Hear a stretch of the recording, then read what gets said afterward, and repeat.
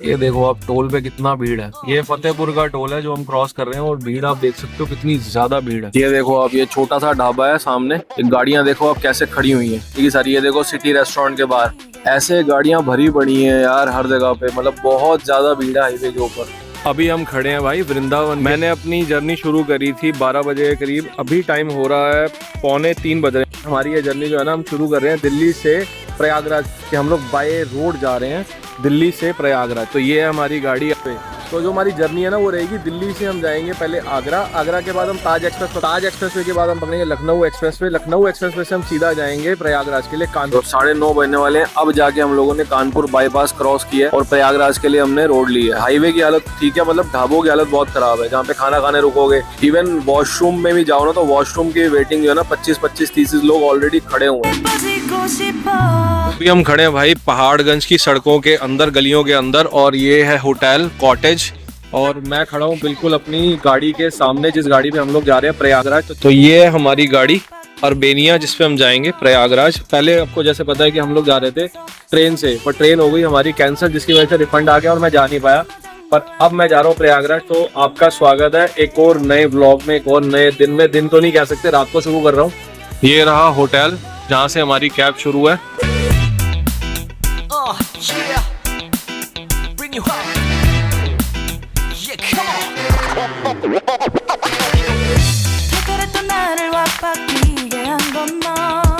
अभी हम खड़े हैं भाई वृंदावन के पास। मैंने अपनी जर्नी शुरू करी थी 12 बजे के करीब, अभी टाइम हो रहा है 2:45 बज रहे हैं, मतलब कि 3 बजने में 15 मिनट है। और मैं इस टाइम खड़ा हूँ वृंदावन में।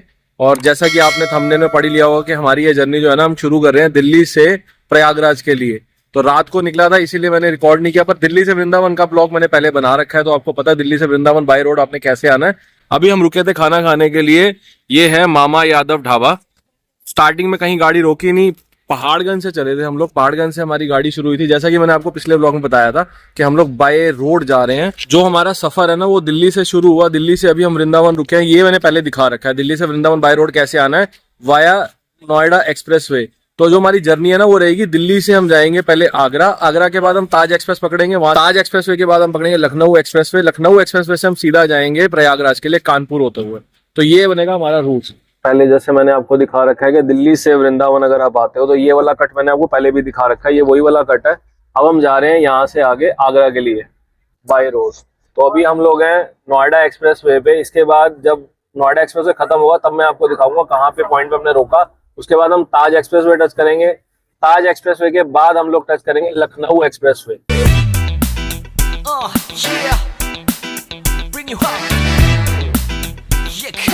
तो भाई वृंदावन से जैसे हम खाना खा के निकले, भी चलते हुए में 1 घंटा ही हुआ था और ताज एक्सप्रेसवे का हमारा टोल आ गया। मतलब लास्ट टोल पार करने के बाद ये ताज एक्सप्रेसवे में एंटर करने का टोल है जिसको हम क्रॉस कर रहे हैं। ये हमें इंटरनली सारा का सारा आगरा पास करवा देगा और जाके सीधा हमें कनेक्ट करा देगा लखनऊ एक्सप्रेसवे।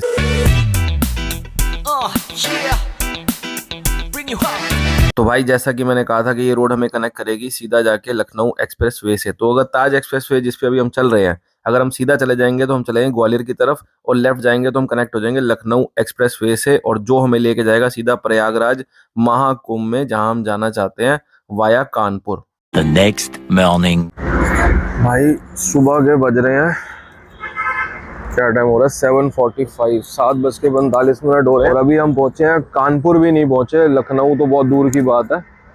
सफर यार बहुत लंबा हो गया, रात निकल गई, रात गुजर गई, पर फिर भी अभी हम पहुंचे नहीं हैं। बहुत लंबा सफर है दिल्ली से प्रयागराज, बड़ी थकावट सी होती है। एक तो गाड़ी में ट्रैवल करना बड़ा मुश्किल है, बट आप लोगों का स्वागत है अगले दिन में, नेक्स्ट डे में आपका स्वागत है दिल्ली से प्रयागराज रोड ट्रिप पे। अभी हम लोग हैं कानपुर के पास। कानपुर पहुंचने में यहाँ से 25 या 26 किलोमीटर होगा कानपुर।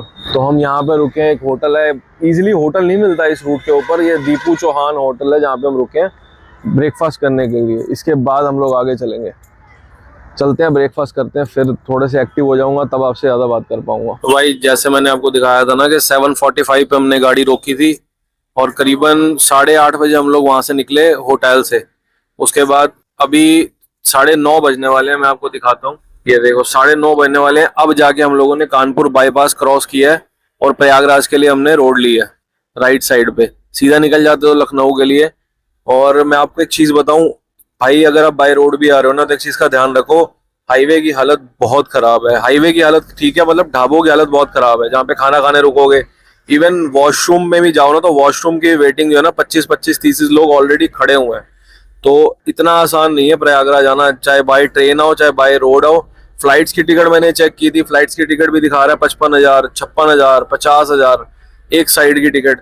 तो अगर आप बाय रोड भी आ रहे हो तो आप सोचो ना कि आराम से आप आ जाओगे। कंफर्टेबल जर्नी नहीं है भाई यहाँ पे। एक तो खाने पीने के बहुत इशू हैं, ढाबे ज्यादा है नहीं, होटल ज्यादा है नहीं साफ सुथरे, और जो साफ सुथरे हैं वो तो अब साफ सुथरे रहे ही नहीं, क्योंकि एक एक जगह पे 25-25 फैमिली, 30-30 फैमिली, 40-40 फैमिली रुकी हुई हैं। तो वो इतना कंजेस्टेड हो जाता है ना कि हाइजीन तो मेंटेन नहीं हो पा रहा, ये तो गारंटी है। बाकी अब आगे चलते हैं, और ट्रैफिक भी बहुत है। अभी बाईपास पे भी हम आधे घंटे ट्रैफिक में अड़े रहे, सिर्फ इसी वजह से क्योंकि गाड़ियां बहुत हैं। अब आगे चल रहे हैं, कानपुर क्रॉस हो गया, कानपुर के बाद अब ये लिखा आ गया वाराणसी। तो चलते हैं अब सीधा प्रयागराज की तरफ, देखते हैं प्रयागराज में जाके क्या सीन बनता है। और अभी रोड जर्नी हमारी चल रही है, का टाइम है, व्यू तो अच्छा आ रहा है पर रोड का ट्रैफिक का अगर अभी तो यहाँ से रोड साफ है। बाईपास पे तो इतना ट्रैफिक मिला हमें कानपुर वाले, अब यहाँ आके थोड़ी सी रोड हमें साफ मिली है। ये प्रयागराज वाला हाईवे है कानपुर से, जो सीधा प्रयागराज की तरफ जा रहा है। आगे कोई बोर्ड आता तो मैं आपको बोर्ड दिखाऊंगा कितने किलोमीटर प्रयागराज यहाँ से रह गया कानपुर से। ये देखो आप, ये छोटा सा ढाबा है सामने, एक गाड़ियाँ देखो आप कैसे खड़ी हुई हैं। ये सिर्फ गाड़ी वेटिंग में है सारी की सारी। ये देखो सिटी रेस्टोरेंट के बाहर ऐसे गाड़ियाँ भरी पड़ी हैं यार हर जगह पे, मतलब बहुत ज़्यादा भीड़ है हाईवे के ऊपर। अगर आप सोचो आसानी से चले जाओगे तो नहीं यार, खाना मिलना ही मुश्किल है इधर हाईवे पे। पेट्रोल की भी समस्या चल रही है, पेट्रोल पंप के ऊपर पेट्रोल वगैरह की समस्या है, डीजल या पेट्रोल डलवाना हो तो। बाकी आप अगर आना चाहते हो भाई, धार्मिक स्थल है, अपने रिस्क पे आ सकते हो। सबकी अपनी अपनी मान्यता है, अपनी इच्छाएं हैं, बट मेरे हिसाब से अगर आप इसको स्किप करो ना कुछ टाइम के लिए तो ज़्यादा बढ़िया है। खास करके उन मौक़ों पे मत आओ जब स्पेशल डेज हैं, जैसे अब 26 को शिवरात्रि है, तो अब आज वीकेंड है, सैटरडे है, तो एकदम से भीड़ ज़्यादा हो गई है। ये चीज़ का ध्यान रखना भी हमारे हाथ में ही है। अब ये देखो बोर्ड आने वाला है, फतेहपुर 59 चित्रकूट 224। ये देखो आप टोल पे कितना भीड़ है। ये फतेहपुर का टोल है जो हम क्रॉस कर रहे हैं, और भीड़ आप देख सकते हो कितनी ज़्यादा भीड़ है। गाड़ियाँ ऐसे भरी पड़ी हैं, और पीछे अगर सीएनजी की लाइन देखते ना तो आप भाई कसम से सीएनजी पे तो आप ट्रैवल ही नहीं कर सकते, यहाँ पे दम तोड़ दोगे।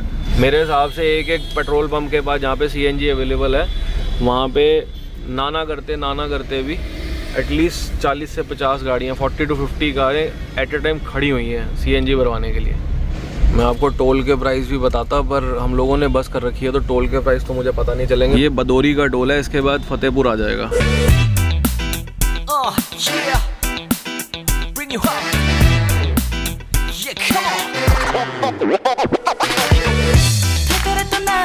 तो भाई बदौरी का टोल पार करने के करीबन 1.5 घंटे बाद हम लोग आ गए प्रयागराज बाईपास पे, वाराणसी वाली रोड पे। और वहां से हम लोगों ने राइट टर्न ले लिया अंदर वीआईपी रोड की तरफ, जहां से हम लोग आ गए अपना सेक्टर 13 की तरफ, जो है 6 किलोमीटर दूर संगम से, जहां पे हमारा टेंट बुक है। हमारा स्टे यहीं पे है सेक्टर 13 में। तो भाई कल के दिल्ली से चले हुए, यानी कि शनिवार को चले हुए, आज संडे को हम लोग पहुंचे हैं प्रयागराज। फाइनली पहुंच गए हैं इतनी तकलीफों के बाद। मुझे तो भरोसा नहीं हो रहा कि मैं पहुंचा भी नहीं पहुंचता, मतलब समझ नहीं आ रही थी। बीच में एक टाइम तो ऐसा हो गया था कि भाई वापस ले चलो, मैं तंग आ गया हूँ। एक तो इतना ट्रैफिक रोड के ऊपर से महाकुंभ की तरफ इतना ट्रैफिक, फिर अखाड़ों की भीड़। अखाड़े वैसे यहाँ से कह रहे हैं जा चुके हैं, इतनी भीड़ नहीं है, पर अभी भी भीड़ है। और अब मैं आपको दिखाता हूँ हम लोग कहाँ स्टे कर रहे हैं। हमारा जो स्टे है ना वो है टेंट में। हमारा जो स्टे है ना इन टेंट में है। मैं पहली बार रह रहा हूँ, मेरा पहला कोई एक्सपीरियंस नहीं है। मैं फर्स्ट टाइम टेंट की शक्ल देख रहा हूँ, मुझे नहीं पता था टेंट कैसे होते हैं। अब अगर आपको मैं थोड़ा सा दिखाऊँ, अंदर तो जा नहीं सकता क्योंकि मैंने शूज़ पहने हैं, पर यहीं से दिखा देता हूँ। स्ट्रेट अवे टेंट बने हुए हैं, जिसमें जैसे 3 लोगों के सोने की जगह यहाँ है, 3 लोगों के सोने की जगह यहाँ है, और ये ऊपर आप देख लो यही है बस। इसके अलावा कोई इसकी दीवार नहीं है, यही टेंट ही इसकी दीवार है, पतली पतली। यहाँ से दिखाई भी दे रहा है अगर आप कपड़े चेंज करोगे अंदर, क्योंकि लड़कियों वाले टेंट है ये, तो लड़की वाले टेंट में भी देखो ट्रांसपेरेंट है। अगर वॉशरूम उस साइड वॉशरूम है, ये देखो अब ये वॉशरूम बने हुए हैं, ये गेट है वॉशरूम का। ये भी मैं आपको दिखा देता हूँ कि वॉशरूम कैसे बने हुए हैं। ये लीजिए भाई साहब, ये नहाने का प्रबंध है यहाँ पे, ये नहाने की जगह है, यहाँ पे आप नहा सकते हो, साबुन वगैरह सब कुछ है। ये रहा सामने देख लो आप खुला मैदान, जहाँ पे ये सारे अखाड़े थे। अब तो चले गए हैं, काफ़ी चले गए हैं, पर पहले यहाँ पे बहुत भीड़ थी, बहुत ज़्यादा। ये वॉशरूम नहीं है, ये गुसल खाना है। गुसल खाना मतलब कि जहाँ पे आप नहा सकते हैं। वॉशरूम उस तरफ है, ये देख लो आप। ये देखो अब ये वॉशरूम इन्होंने बना रखे टेम्पररी है, इंग्लिश वाले यार, ये वाली बात अच्छी है यहाँ पे, क्योंकि फॉरेनर्स आके रह रहे हैं ना, इनको उनको हिसाब से बना रखे हैं इन्होंने। बट नाइस, अच्छा बना हुआ है। हाथ वाथ धोने का प्रबंध हो गया, रहने का यहाँ से हो गया, बहुत अच्छी सुविधा बना रखी है भैया। पहुँच गए हैं, यही बहुत बड़ी बात है। यूपी में आने के बाद योगी जी का इतना अद्भुत और इतना भैया प्रचंड समागम देखकर, इतनी तैयारी देखकर दिल खुश हो गया कि अच्छी तैयारी है। खाना पीना हम खा लिया हमने, खाने में हमें मिला भैया ये देखो सामने, वो भी खा रहे हैं, बना रहे हैं। कभी देखा आपने, पुलिस वाले भी साथ लगे हुए हैं सेवा में, बहुत बढ़िया। पूड़ी मिल रही है हमको, आओ दिखाता हूँ। तो ये खाने में क्या मिल रहा है हमको, पूड़ी, भाजी, दाल, ये सारा इन्होंने किचन बना रखा है, इंतजाम है, पानी का इंतजाम है, चावल है। तो भैया अब चलते हैं किचन से बाहर, बहुत वार्तालाप हो गई। ये लोग इतने अच्छे हैं, फ्रेंडली हैं, तो ऐसा लग रहा है जैसे हम बाहर हैं ही नहीं, अपने घर में ही हैं। बहुत मज़ा आ रहा है, बहुत अधिक मज़ा आ रहा है। भाषा भी वैसी होती जा रही है सुन सुन के, पर अच्छा लग रहा है रहने का। प्रबंध जो हो सकता था बेस्ट टू बेस्ट इन्होंने किया हुआ है। बाकी इस व्लॉग को ना मैं एंड नहीं करूँगा, इसी में ना मैं संगम में जब जाएंगे ना हम नहाने के लिए, वो भी इसी में इंक्लूड करूँगा, क्योंकि बहुत छोटा व्लॉग हो जाएगा नहीं तो। अभी हम निकले हैं टेंट से बाहर और हम घूम रहे हैं, जा रहे हैं गंगा किनारे की तरफ। ये है यहाँ का मैप, अगर आप घूमना चाहें तो, दिव्य भव सुरक्षित महाकुंभ। अब यहाँ पे ना इन्होंने क्या किया है, 11, 12, 13 3 सेक्टर का है, 3 सेक्टर का मैप है। और यहाँ पे ना इन्होंने क्या किया है, डिवाइड करने के लिए, जैसे एड्रेस बना होता है ना हर किसी का, तो इन्होंने ना सेक्टर में डिवाइड कर दिया है, ताकि आपको पता लगे कि आपका टेंट या आपका जो आपने बुक किया हुआ है वो कहाँ पे है। तो सेक्टर के हिसाब से यहाँ बोर्ड भी लगे हुए हैं कि सेक्टर 12 की तरफ कैसे जाना है, 11 की तरफ कैसे जाना है, 16 की तरफ कैसे जाना है। जैसे मैं सेक्टर 13 में रह रहा हूँ और अभी मैं 12 में घूम रहा हूँ। हम जा रहे हैं गंगा किनारे की तरफ। आप ये देखिए सामने हेटापट्टी कुटी मार्ग, सेक्टर 12, 11 और हेटापट्टी कुटी मार्ग राइट पे। तो ये आपको ध्यान रखना है अगर आप आ रहे हो तो। ये यहाँ से गाड़ियों से आते हैं जिनको अलाउड होता है। जैसे हम लोग अंदर आए हैं, पूरा महाकुंभ के किनारे की तरफ हम जा रहे हैं, जैसे गंगा किनारे, और गाड़ी हमारी अंदर आई है, तो वो परमिशन की वजह से आई है। अगर परमिशन ना होती तो गाड़ी अंदर आना अलाउड नहीं है। हेटापट्टी मार्ग, ये वाला जो मार्ग है जिस पे हम चल रहे हैं अभी, ये है हेटापट्टी मार्ग। तो जैसा कि मैंने आपको कहा था कि व्लॉग को एंड करूँगा गंगा किनारे जाके। अभी चलेंगे गंगा किनारे, शाम का टाइम है, वहीं जाके व्लॉग को एंड करूँगा। और कल दोबारा से व्लॉग बनाऊँगा यहाँ का, किस लिए, क्योंकि हम जाएंगे स्नान करने उधर महाकुंभ में तो आए हुए हैं, संगम में जाएंगे जब स्नान करने। तो अभी चलते हैं आगे, वॉक करते करते, काफ़ी देर हो गई। पहले यहाँ पे सब अखाड़े थे आसपास, अब तो कोई अखाड़ा आपको नज़र नहीं आ रहा होगा, क्योंकि अभी हम ना संगम से दूर हैं, करीबन 6 किलोमीटर संगम से मैं दूर हूँ अभी। पर वो जो सामने अगर आपको लाइट्स दिख रही हों, मैं थोड़ा जूम करके दिखाऊं, वहाँ पे अभी भी भीड़ है सारी की सारी। अगर आप संगम में जाते हो ना, अगर आप सोचो यहाँ पे भीड़ नहीं है, तो ऐसा नहीं है मेरे भाई। मैं संगम देख के आया हूँ वापसी आते टाइम, जब गाड़ी से मारे थे, फुल ऑन भीड़ है, लोग आए हुए हैं, पैर रखने की जगह नहीं है, सच में पैर रखने की जगह नहीं है। और ये जो लाइट आप जलती हुई देख रहे हो ना, ये दिन में बंद हो जाती है, 12 घंटे की लाइट है सिर्फ। शाम को जलती है 6 बजे से लेकर सुबह 6 बजे तक, दैट्स इट। उसके बाद ये लाइट नहीं जलती है। तो अगर आप इन टेंट वगैरह में रहने आ रहे हो तो ये एक्सपेक्ट मत करना कि आपको चार्जिंग का सब मिल जाएगा, नहीं मिलता, बड़ी मुश्किल से मिलता है भाई। पावर बैंक लेके चलना। वैसे तो महाकुंभ का समागम करने खुद योगी जी आ रहे हैं 26 तारीख को, इसका समापन करने के लिए 26 तारीख को। पर ऐसा कहा भी जा रहा है कि महाकुंभ को एक्सटेंड किया जाएगा। अब कब तक किया जाएगा ये तो पता नहीं, पर यहाँ पे मैं देख पा रहा हूँ जैसे छोटे छोटे बूथ बने हुए मदर डेयरी के, खाने पीने के। अब ये जैसे 25 तारीख को शाम को या 24 तारीख की शाम को ये सब एक्टिव हो जाएंगे दोबारा से, भीड़ बढ़ जाएगी यहाँ पे। फिर यहाँ पे लोग रहेंगे, गद्दे वद्दे बिछा के, टेंट लगा के, ऐसे रहेंगे लोग, जब रहने की जगह उनको नहीं मिलेगी कहीं पे। तो भैया फाइनली हम आ गए गंगा घाट पे। और ये जो घाट है ना, ये बना हुआ है, जितने अखाड़े थे यहाँ पे उनके किनारे पे बना हुआ है। और अभी हम यहाँ पे बहुत ऑब्लाइज्ड हैं उत्तर प्रदेश पुलिस के, जिनसे हम मिले। इनके बहुत बड़े अधिकारी हैं, सीओ साहब, जिनसे हम अभी मिले हैं यहाँ पे, जिन्होंने हमारे लिए सब अरेंजमेंट किया, यहाँ पे लेके आए हमें। तो बहुत खुश हुए, बहुत अच्छा लगा इनसे मिलके। और सच में उत्तर प्रदेश पुलिस का तो बहुत बहुत धन्यवाद जिन्होंने ये सब किया। और ये हमारे बाबा जी जिनके पास हम रह रहे हैं, महाराज जी, आई पुट इट, मैं ब्लॉग में डालूंगा इसको। ओके ठीक है ना। तो ये है महाराज जी जिनकी कुटिया में हम विश्राम कर रहे हैं, जिन्होंने हमें जगह दी है अपने दिल में भी और अपनी कुटिया में भी। इनके साथ हम लोग रह रहे हैं। तो इन यहाँ पे हमें लेके आए जहाँ पे हम लोग आके गंगा मैया के दर्शन कर रहे हैं और महाराज जी के अनुसार अगर गंगा मैया के दर्शन हो गए तो हमारी मुक्ति हो गई है ना। गंगा तब दर्शनाथ मुक्ति, गंगा तब दर्शनाथ मुक्ति। अभी इन्हीं के साथ रहेंगे हम 2 दिन, तो इतने प्रवचन सुनने को मिलेंगे और कोशिश करूंगा कि इनसे टाइम निकालूं 10 मिनट का, जिससे सनातन धर्म के बारे में महाराज जी हमें कुछ गाइड कर सकें, कुछ तो हमें बता सकें, थोड़ा बहुत ज्ञान हमें भी मिले, क्योंकि सनातन धर्म अब तो पता लग रहा है कि बहुत ही प्रचंड है, बहुत बिल्कुल अपने देश से भी बार बार लोग आ रहे हैं जो इसके बारे में जानना चाहते हैं। महाराज जी क्या कहते हैं ब्लॉग में एंड में? मैं बस इतना कहूँगा कि आप लोग देख लीजिए इस बार आंकड़े से कि कितने लोग सनातन धर्म को मानने वाले हैं, कितने 50 करोड़ से ऊपर ज़्यादा स्नान कर लिए 55 करोड़ 55 करोड़। तो आप समझ लीजिए कि सनातन धर्म कितना मजबूत है, और अंदाजा है कि 70 करोड़ लोग लास्ट तक स्नान करेंगे। हाँ। तो ये समझ लीजिए कि इस धरती पे जिस धर्म को इतना मानने वाले लोग हैं वह धर्म कितना मजबूत और कितना अच्छा होगा, कितना ट्रू होगा। 70 करोड़ का मतलब 145 करोड़ तो हमारी पॉपुलेशन है। बिल्कुल। तो मतलब आधी भारत की जनता तो यहीं आगे चली गई स्नान करके। 80 करोड़ हिंदू हैं, तो सारे हिंदू तो यहाँ पे आए हैं। इसका मतलब हिंदुओं की स्ट्रेंथ तो बहुत है, चाहे वो उत्तर प्रदेश हो, चाहे वो दिल्ली हो, चाहे वो महाराष्ट्र हो, स्ट्रेंथ तो बहुत है।